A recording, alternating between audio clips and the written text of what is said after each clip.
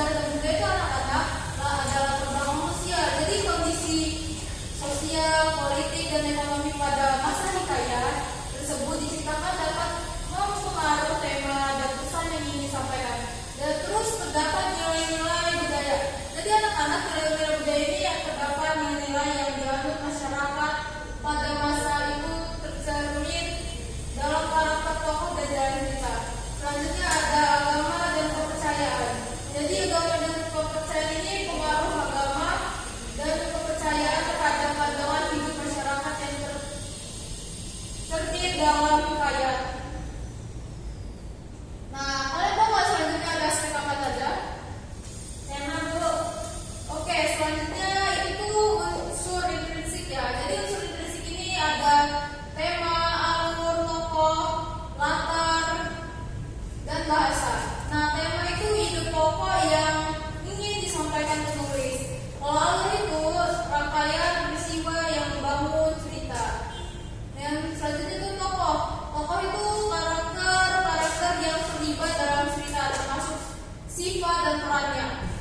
Dan selanjutnya ada latar. Jadi latar itu seperti kayak tempat dan waktu. Misalnya pada tempat di ruang kelas dan waktunya pada hari Kamis tanggal 12. Nah, selanjutnya ada sudut pandang. Jadi sudut pandang ini anak-anak cara pandang pengarang dalam menyajikan cerita. Selanjutnya ada bahasa. Nah, bahasa ini anak-anak kita tuh gaya bahasa yang digunakan termasuk penggunaan diksi, majas, dan simbol. Oke, selanjutnya ada tahu nggak apa lagi? Ada nilai-nilai tertentu. Oke, nilai-nilai tertentu itu ada apa aja sampai tahu? Nilai-nilai moral tuh kayak baik, jujur, sama yang itu loh nilai-nilai luhur itu. Oke, benar. Jadi nilai-nilai yang terkandung itu ada nilai moral. Nah, nilai moral ini anak-anak kebaikan, kejujuran, kesabaran, dan nilai luhur lainnya. Selanjutnya ada nilai sosial. Jadi anak-anak nilai sosial ini nih hubungan antara manusia, keadilan, dan persatuan. Selanjutnya ada nilai religius. Jadi anak-anak nilai religius ini kepercayaan terhadap Tuhan, takdir, dan kehidupan setelah kematian.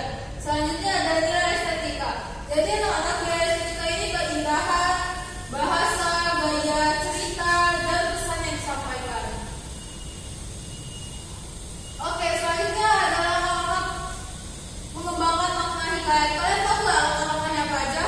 Tahu, membaca dan memahami cerita. Oke, bagus. Nah, salah satunya ada langkah-langkah membaca dan memahami cerita. Jadi anak-anak membaca dan memahami cerita itu kayak baca hikayat secara keseluruhan dengan cermat, lalu identifikasi tokoh utama, latar, dan alur cerita. Lanjut, selanjutnya ada kata-kata atau kalimat yang menarik dan berbangsa. Selanjutnya ada yang tahu? Apa aja? Ada langkah apa aja? Menganalisis unsur intrinsik. Nah, oke, selanjutnya ada menganalisis unsur intrinsik. Jadi menganalisis unsur intrinsik ini ada identifikasi tema utama cerita. Terus kita tuh analisis karakter tokohnya dan perannya dalam cerita. Jadi kita harus menganalisis tokoh dan peran dalam cerita tersebut seperti apa. Selanjutnya anak-anak kita harus pelajari latar tempat dan waktu yang digambarkan. Jadi kalau latar tempat dan waktu yang digambarkan itu gambarkan seperti yang ibu sudah jelaskan tadi. Selanjutnya perhatikan gaya bahasa yang digunakan. Jadi kita harus memperhatikan gaya bahasa yang digunakan. Selanjutnya ada yang tahu nggak apa lagi? Menghubungkan dengan konteks sejarah dan budaya itu. Nah, oke, selanjutnya ada tolong ya diperhatikan menjadi perhatikan ya. Oke, selanjutnya ada menghubungkan dengan konteks sejarah dan budaya.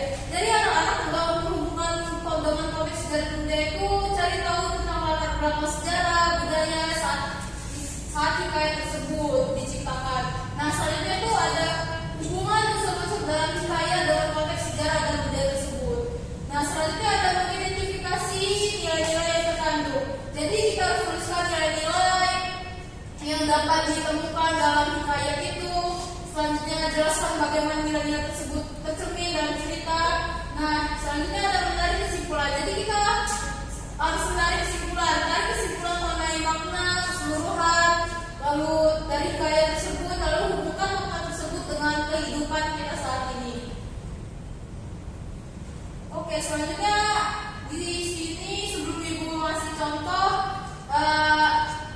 ada yang bisa menjelaskan secara singkat apa materi yang ibu sampaikan tadi? Oke, ibu akan menyuruh kalian semua menyampaikan secara singkat materi yang ibu sampaikan tadi. Saya, Bu. Oke, mulai dari dulu. Hikayat adalah jenis karya sastra lama yang berbentuk prosa. Hikayat biasanya mengandung nilai-nilai moral dan seringkali disampaikan secara lisan dari satu generasi ke generasi berikutnya, Bu. Oke, Nur sudah bisa menjelaskan secara singkat, lalu pada Dirsa. Jadi Bu, hikayat karya sastra alam itu sastra itu memiliki kekayaan makna yang mendalam dan juga ada cita-cita penuh keajaiban dari petualangannya itu tersimpan nilai-nilai luhur yang relevan hingga saat ini. Untuk menggali lebih dalam makna yang terkandung dalam sebuah teks hikayat, kita perlu melakukan analisis yang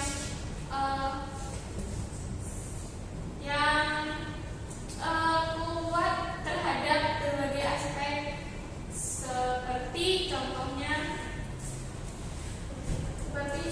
itu konteks sejarah dan budaya salah satunya. Oke, jadi benar.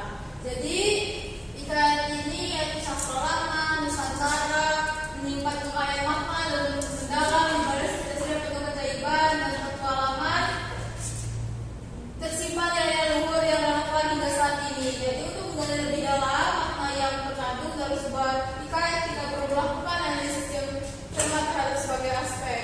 Oke, selanjutnya Pak Dania, jelaskan secara singkat apa yang materi yang disampaikan. Oke, diperhatikan ya. Iya, Bu. Ada tadi Ibu menjelaskan tentang unsur instruksi. Itu ada tema. Tema merupakan ide pokok yang ingin disampaikan penulis. Lalu ada alur, yaitu rangkaian peristiwa yang membangun cerita, dan ada tokoh, yaitu karakter-karakter yang terlibat dalam cerita. Dan selanjutnya adalah yaitu tempat dan waktu kejadian cerita, dan ada sudut pandang, yaitu cara pandang pengarang dalam menyajikan cerita, dan ada bahasa, yaitu gaya bahasa yang digunakan. Tergantung penggunaan diksi, nanti sentikon. Dan Oke, benar. Jadi ada unsur diksi, ada tema, tokoh, alur, latar, sudut pandang, bahasa. Oke, selanjutnya kepada Alifa, boleh dijelaskan secara singkat apa yang tadi disampaikan? di situ terdapat 4 hal untuk mengungkapkan makna hikayat, yaitu satu itu membaca dan memahami cerita, yaitu dengan baca hikayat secara keseluruhan dengan cermat, identifikasi tokoh utama, latar dan alur cerita, dan ada menganalisis unsur implisit dengan mengidentifikasi tema utama cerita, dengan menganalisis karakter tokoh dan perannya dalam cerita, pelajari latar tempat dan waktu yang digambarkan oleh perhatian gaya bahasa yang digunakan. Oke, ternyata kalian sudah memahami materi yang disampaikan tadi. Oke, selanjutnya Ibu akan melanjutkan materi. Terdapat di sini Ibu akan di bukunya tidak ada contoh hikayat seperti apa ya. Jadi Ibu kasih contoh analisis hikayat. Nah, hikayat ini Ibu akan ambil dari hikayat Siti Zubaidah. Nah, terdapat tema. Jadi tema di sini itu tentang kesetiaan, cinta dan pengorbanan. Juga terdapat nilai-nilai anak-anak. Jadi nilai-nilainya itu kesetiaan seorang istri kepada suami, pentingnya pengorbanan dan kekuatan cinta. Jadi yang selanjutnya itu ada konteks. Jadi konteks itu anak-anak ada mencerminkan nilai-nilai luhur dalam masyarakat Melayu pada masa lalu. Nah, di sini analisisnya hikayat Siti Zubaidah mengajarkan kita tentang pentingnya kesetiaan dalam hubungan rumah tangga. Nah, Siti Zubaidah ini rela melakukan apa saja demi suaminya, bahkan rela mengorbankan dirinya. Cerita ini juga menunjukkan kekuatan cinta yang mampu mengatasi segala rintangan. Oke, selanjutnya kan Ibu sudah menjelaskan, sudah masih contohnya seperti apa. Selanjutnya Ibu akan kasih soal kepada kalian. Nah, itu kan soal terdapat di